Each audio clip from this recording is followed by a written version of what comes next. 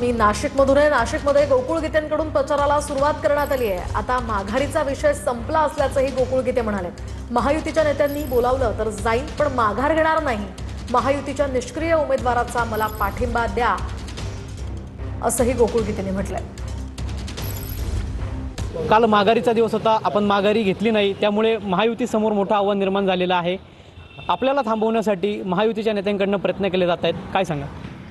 मला थांबवण्यासाठी काही प्रयत्न केले जात असतील तर पण अजून तसा माझ्यापर्यंत काही कोणाचा निरोप वगैरे काही आलेला नाही आणि आता थांबायचा विषय राहिलेला नाही। काल 3 वाजता माघारीची मुदत संपल्यानंतर ही निवडणूक प्रक्रिया रन झालेली आहे आणि मी काल रात्रीपासूनच या ठिकाणी माझ्या निवडणूक प्रचाराला आणि व्यक्तिगत गाठी भेटींना सुरुवात केलेली आहे। तर आपण बघितलं, महायुतीतील 2 मोठे नेते मंत्री जे आहेत उदय सामंत आणि गिरीश महाजन यांची आज नाशिकमध्ये बैठक सुरू आहे, चर्चा सुरू आहे की अशा पद्धतीचा त्यांचा प्रयत्न आहे की आपण जो शिंदेच्या सेनेचा उमेदवार आहे त्याला पाठिंबा द्यावा म्हणून। काय वाटतं एकंदरीतच आपलं?